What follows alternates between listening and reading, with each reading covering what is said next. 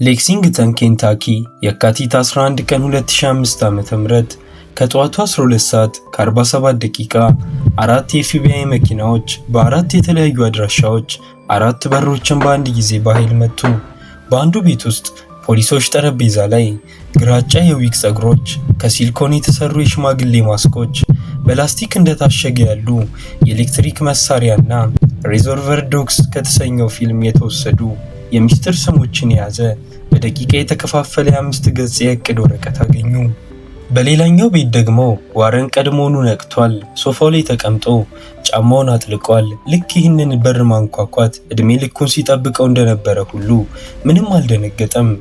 የዝርፊያው ኢላማ የትራንስልቬኒያ ዩኒቨርሲቲ ብርቅዬ መጻሕፍት ክምችት ነው። የመጀመሪያው የዳርዊን እትምና በመካከለኛው ዘመን በእጅ የተጻፉ ጥንታዊ ሰነዶች። በነገራችን ላይ ካሉት ጥንታዊ መጽሐፎች መካከል የክምችቱ ዕንቁ የሚባለው የአውድቦን የአሜሪካ ወፎች መጽሐፍ ነው።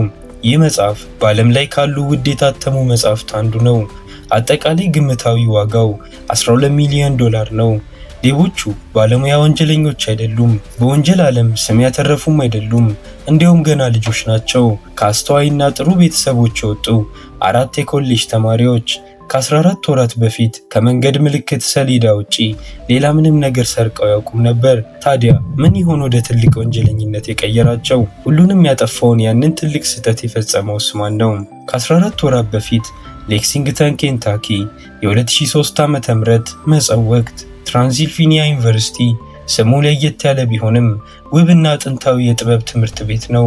ተማሪዎች ከብዙ ሰዎች የቤት ኪራይ በላይ ወጪ የሚጠይቀውን የሳር ሜዳ እያቋረጡ ቡናቸውን ይዘው ይጓዛሉ። ስፔንሰር ራይንሃርት የ20 ዓመት ወጣት ነው። የሥነ ጥበብ ተማሪ፣ ቀጭን፣ ዝምተኛ እና በትምህርት ክፍለ ጊዜ ማስታወሻ ከመያዝ ይልቅ የሰዎችን ፊት በደፍተሩ ላይ መሳል የሚወድ አይነት ልጅ።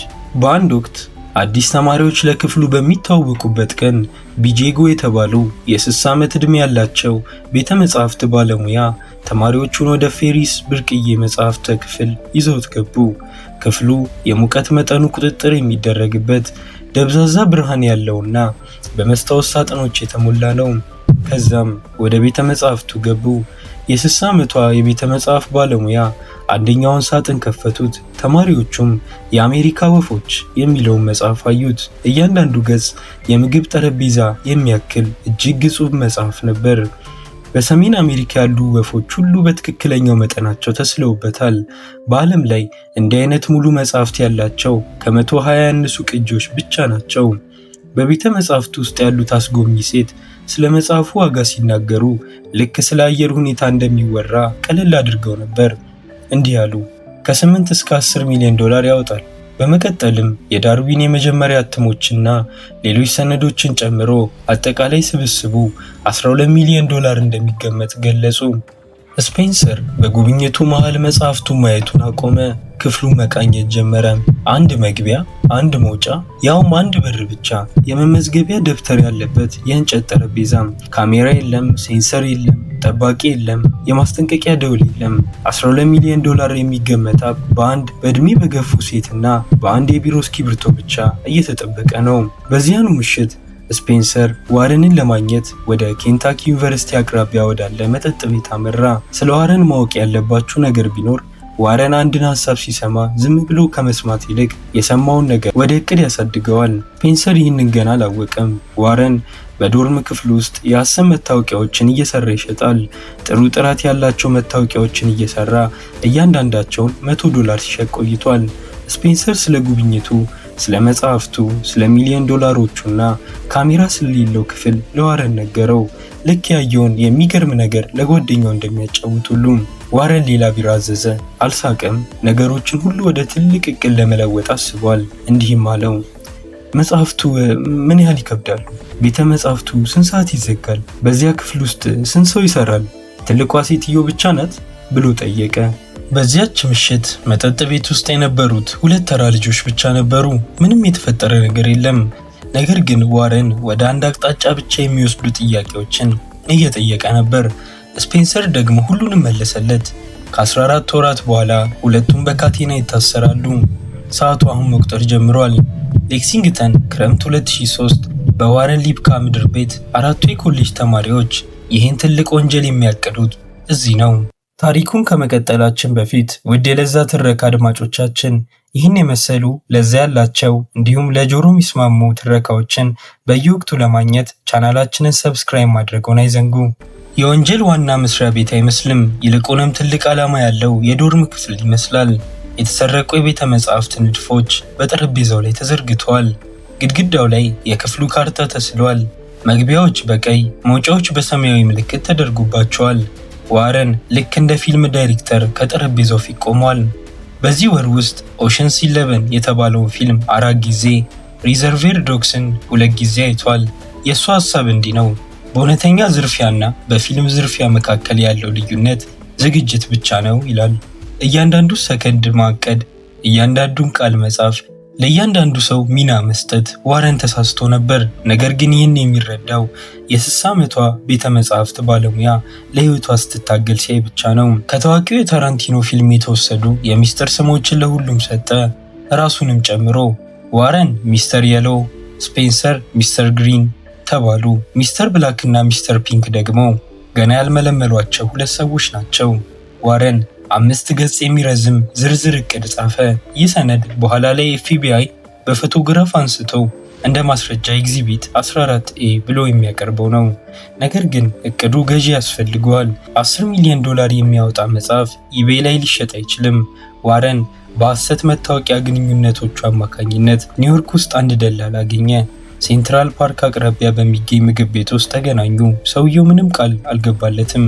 ነገር ግን አምስተርዳም ሆላንድ ውስጥ የሚገኝ የአንድ ሰው ስልክ ቁጥር ሰጠው። ዋረን በ$2500 የሐሰት ፓስፖርት አሰራ። ገንዘቡን ያገኘው ለተማሪዎች የሐሰት መንጃ ፈቃድ በመሸጥ ነበር። ብቻውን ወደ ሆላንድ በረረ። እዚያም ስማቸውን ካልገለጹ 2 ሰዎች ጋር ካፌ ውስጥ ተገናኘ። እነዚያ ሰዎች ይህንን የ20 ዓመት ወጣት ካዳመጡ በኋላ ፍላጎት አለን አሉት። ዋረን ተመልሶ ለስፔንሰር ሲነግረው ስምምነቱ እውነተኛ ነው፣ ገዢዎቹ ቁም ነገረኞች ናቸው አለው። ገንዘቡም ተዘጋጅቷል በማለት ነገረው። ዋረን አሁን እቅዱና ገዢው አለው። አሁን የሚያስፈልገው አብረውት ወደ ክፍሉ የሚገቡ ሰዎች ናቸው። ሌክሲንግተን ጸደይ 2004 ዋረን 2 አይነት ሰው ፈለገ፣ የሚያስብና የሚሸከም። ኤሪክ ቦርሱክ አሳቢው ነው፣ የ20 ዓመት ወጣት፣ ዝምተኛና ረጋ ያለ። ዋረን ከዚህ ቀደም ከጋራ ስራቸው $2000 ሰርቆት እንደነበር ኤሪክ አልረሳውም። ነገር ግን ዋረን የ$12 ሚሊዮን እቅድ ሲያቀርብለት ኤሪክ ሂሳቡን ሰራ። በቀን ሲደመር ገንዘብ አለውበት አለ። ቻዝ አለን ደግሞ ጉልበተኛው ነው፣ ስፖርተኛ ቁመና ያለው፣ ራሱን በሙሉ ስሙ የሚያስተዋውቅ አይነት ልጅ። መጀመሪያ ሲሰማው ይህ የሞኝ እቅድ ነው ብሎ ሳቀ። ነገር ግን $12 ሚሊዮን ለ4 ሲካፈል የሚለውን ቁጥር ሲሰማ ሳቁን አቁሞ መቼ ነው የምንጀምረው አለ። ዋረን የሚስጥር ስሞችን ሰጣቸው። ዋረን ሚስተር የሎ፣ ስፔንሰር ሚስተር ግሪን፣ ኤሪክ ሚስተር ብላክ፣ ቻዝ ሚስተር ፒንክ ተባሉ። ቻዝ ሚስተር ፒንክ መባሉን ወዲያውኑ ጠላው። ማንም ሚስተር ፒንክ መሆን አይፈልግም አለ። በየሳምንቱ ሐሙስ በዋረን ምድር ቤት ስብሰባ ያደርጋሉ። የሳተላይት ምስሎች፣ የህንፃው ንድፎችና የሴትዮዋ የሥራ ሰዓት በጠረጴዛው ላይ አሉ። የገዟቸው ግራጫ ዊጎች፣ የሽማግሌ ማስኮችና 4 ኤሌክትሪክ አስደንጋጭ መሳሪያዎች በፖስታ መጡላቸው። እንደ ሽማግሌ እንደ መራመድ እንዳለባቸው ልምምድ ያደርጋሉ። 4 የ20 ዓመት ወጣቶች 70 ዓመት ለመምሰል ሲለማመዱ ልክ እንደ ቲያትር ነበር። ከ9 ወራት በኋላ ግን የቲያትር ወደ ጥቃት ይቀየራል። እቅዱ በ3 ደረጃዎች ተከፈለ። የመጀመሪያው እንደ አረጋውያን ምሁራን በመምሰል ወደ ቤተ መጻሕፍቱ መግባት፣ ሁለተኛው ደግሞ ቤተ መጻሕፍት ባለሙያዋን በኤሌክትሪክ መሳሪያ መትቶ ማሰር፣ ከዚያም በመጨረሻ መጻሕፍቱን ወደ መኪና አውጥቶ ወደ ኒውዮርክ መንዳት። ዋረን ቤተ መጻሕፍቱን ለሚጠብቁ ሴት ማለትም ለቤጂጉ የምርምር ጥያቄ በሚል ከራሱ የዩኒቨርሲቲ ኢሜል መልእክት ላከ። ይህም በኋላ ላይ ለማስረጃነት የሚቀርብ ትልቅ ስህተት ነበር። ለዚህም ሲባል ዋልተር ቤክማን በሚል የሐሰት ስም የያሁ አካውንት ከፈተ። ታህሳስ 8 ቀን 2004 ስፔንሰር በዶርም ክፍል ውስጥ ሆኖ ይህንን ሁሉ ሲያስብ ተጨነቀ። የሐሰት መታወቂያ፣ የሐሰት ፓስፖርት እንዲሁም መጽሐፉን ሊሸጥላቸው ያናገራቸው ሰዎች ይህን ሁሉ ሲያስብ ቀድሞውኑ ወንጀለኛ እንደሆነ በማሰብ ተጨነቀ። በ9 ቀናት ውስጥ ዋረን ሊብካ ቤጂጉን በኤሌክትሪክ መሳሪያ ይመታታል። ስፔንሰር ማቆም ይችል ነበር፣ ግን አላደረገውም። ታህሳስ 16 ቀን 2004 ከጠዋቱ 3:40 9 ወር የታቀደለት የ12 ሚሊዮን ዶላር ዝርፊያ ሊጀመር ነው። ነገር ግን ሁሉም ነገር መበላሸት ጀመረ። የተላኩላቸው አስደንጋጭ መሳሪያዎች ስላልደረሱ አንዲት ርካሽ መሳሪያ ከገበያ ገዙ። በመኪና ማቆሚያ ውስጥ ዊጎቻቸውንና ማስኮቻቸውን አጠለቁ። በዝቅተኛ በጀት የተቀረጸ አስፈሪ ፊልም ይመስሉ ነበር። ወደ ቤተ መጻሕፍቱ ገቡ። ተማሪዎች ሞልተዋል። ሁሉም በፈተና ዝግጅት ላይ ስለሆኑ ክፍሉ ዝምተኛ አልነበረም። በእቅዳቸው መሰረት አጎንብሰው እንደ ሽማግሌ ለመራመድ ሞከሩ። ነገር ግን ተማሪዎችና መምህራን በጥርጣሬ ይመለከቷቸው ነበር። ሽማግሌ አይመስሉም። ይልቁንም የላስቲክ ማስክ ያጠለቁና ለመረጡ የሚቸኩሉ ወጣቶች ይመስሉ ነበር። ቤጂጉ በመስኮት በኩል እየጠበቀቻቸው ነበር። ዋረን ፈራ። ወደ ኋላ ተመልሰው ወደ መኪናው ገቡ። ቦርሱክ ማስኩን ሲያወልቀው ፊቱ በላብ ተጠምቆ ነበር። በዚያ ምሽት ዋረን የሥራ አስቸኳይ ጉዳይ ገጥሞኝ ነው፣ ነገ እንገናኝ ብሎ ለሴትየዋ ኢሜል ላከም። ቡድኑ መከፋፈል ጀመረ። ይህ አይሆንም፣ እቅዱን እናቁም የሚሉ ድምጾች ተሰሙ። ዋረን ግን ነገ ያለ ማስክ በገዛ ፊታችን እንገባለን፣ ማንም ሳይነቃብን ኒውዮርክ እንገባለን አለ። ታህሳስ 17 ቀን 2004 ከጠዋቱ 3:52 ዋረን እና ኤሪክ ያለምንም ማስክና ዊግ ወደ ቤተ መጻሕፍቱ ገቡ። ዋረን በከረጢቱ ውስጥ አስደንጋጭ መሳሪያ እንዲሁም እጅ ማሰሪያዎችን ይዟል። ስፔንሰር ከመንገድ ማዶ ሆኖ በስልኩ ይጠባበቃል። ፖሊስ ከመጣ ለዋረን ይደውላል። ዋረን የክፍሉን በር አንኳኳ። ቤጂጉ በፈገግታ ከፈተችው፣ ምክንያቱም ወጣቶቹ ወደ ቤተ መጻሕፍቱ የመጡት ለምርምር መስሏል ነበር። መጽሐፍቱን ለማየት ያላቸው ጉጉት አስደስቷት ነበር። በ90 ሰከንዶች ውስጥ ግን አንደኛው አስደንጋጭ መሳሪያውን ትከሻዋ ላይ ይጫነዋል። ሚስተር ቤክማን አለች። አዎ እመቤቴ፣ ይህ ደግሞ የሥራ ባልደረባዬ ጆን ነው አለ ዋረን። ግቡ፣ የምትወዱትን ነገር አዘጋጅቻለሁ አለች። በክፍሉ ውስጥ ያለው የጥንታዊ መጽሐፍት ሽታ ደስ ይላል። በሩ ተዘጋ። ቤጂጉ ጀርባውን ሰጥታ መጽሐፍ እያወጣች እያለ ዋረን መሳሪያውን አውጥቶ ትከሻዋ ላይ ተጫነው። ነገር ግን መሳሪያው ደካማ ስለነበር ሴትየዋ አልወደቀችም። ዞራ አየችው። ማስክ የሌለው ወጣት መሆኑን አወቀች። ሴትየዋ አልተሸነፈችም፣ ጮኸች። መሳሪያውን ለመቀማት ታገለች። ዋረንን ወደ ኋላ ገፋችው። ቦርሱክ ከኋላ ያዛት። መሬት ላይ ጥለው አሰሯት።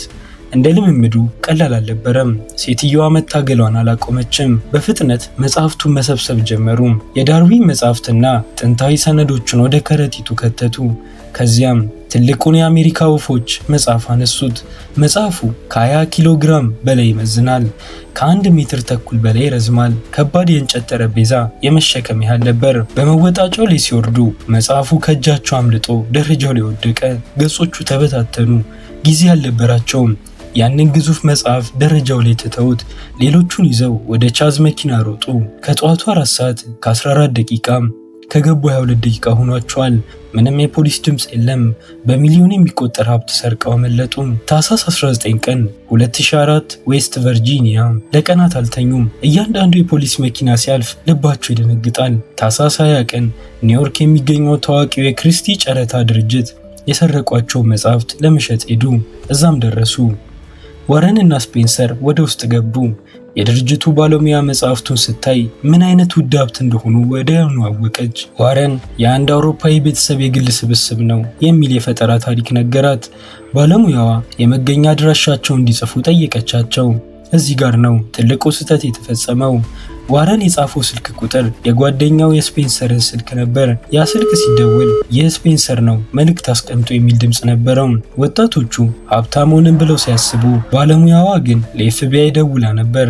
ከ3 ቀናት በፊት ከኬንታኪ ዩኒቨርሲቲ የተሰረቁ መጽሐፍት መሆናቸውን አወቀች። ጥር 2005 የኤፍቢአይ ቢሮ አንድ ወኪል የክሪስቲ ድርጅት የሰጠውን ቁጥር ደወለ። ይህ ስፔንሰር ነው የሚለውን ድምፅ ሰማ። ቁጥሩን ሲያጣራው የአድራሻው ባለቤት ስፔንሰር ራይንሃርት የዚያው ዩኒቨርሲቲ ተማሪ ሆኖ ተገኘ። በ90 ሰከንድ ውስጥ ወንጀለኛው ታወቀ። ኤፍቢአይ ሁሉንም መረጃዎች ሰበሰበ። የያሁ ኢሜሎች፣ የመኪናው ታርጋ፣ ማስኮቹ የተገዙበት አድራሻ ሁሉንም አገኙ። ልጆቹ ግን አሁንም እንደመሰላቸው አምልጠናል ብለው እንደሌላው ጊዜ ሁሉ ትምህርት ቤት ይሄዳሉ። የካቲት 11 ቀን 2005 ከጠዋቱ 12 ሰዓት ከ47 ደቂቃ ቪዲዮ መጀመሪያ ላይ የጠቀስነው የበር መንኳኳት መጣ። አራቱም ተያዙ። ሁሉም በሰዓታት ውስጥ ጥፋታቸውን አመኑ። በታሪክ ውስጥ በጥሩ ሁኔታ የተመዘገበው አማተር ወንጀል ተባለ። እያንዳንዳቸው በ7 ዓመት ከ3 ወር እስራት ተቀጡ። በ18 ዓመታቸው ኮሌጅ ገብተው በ25 ዓመታቸው ከእስር ቤት ወጡ። በሕይወታቸው ውስጥ ወሳኝ የሚባሉትን ዓመታት በእስር ቤት አሳለፉ። ምክንያቱ ደግሞ ልክ እንደ ፊልም ገጸ ባህሪ ለመሆን በመመኘታቸው ብቻ ነበር። ቤተ መጻሕፍት ባለሙያዋ ቤጂጉ በፍርድ ቤት ተገኝታ ነበር። ስፔንሰር ከእስር በኋላ ወደ ስነ ጥበብ ስራው ተመለሰ። ይህ በሕይወቴ የሰራሁት ትልቁ ስህተት ነው ይላል። ቻዝ አለን ሚስተር ፒንክ የሚል መጽሐፍ ጻፈ። ዋረን ሊፕካ ደግሞ አሁን በኤሌክትሪክ ባለሙያነት ይሰራል። መጽሐፍቱ ተገኙ። ቤተ መጻሕፍቱ ካሜራዎችን ገጠመ። አራቱ ወጣቶች ሀብታም ለመሆን ሲሉ በዝርዝር ያቀዱት ታላቁ ዝርፊያ አንድ ነገር ዘንግቶ ነበር፣ በፊልም ላይ የማይታየውን በመጨረሻም በሕግ ፊት የመያዝን እውነታ። ውድ አድማጮቻችን፣ እኛም በሕይወታችን የሆነ ጊዜ ላይ ያደረግነው ነገር አሁን ላይ መለስ ብለን ስናስበው ሊያስቀንም ሊያናደንም ይችላል። እንዲሁም ትልቅ መስዋዕትነት አስከፍሎን ይሆናል።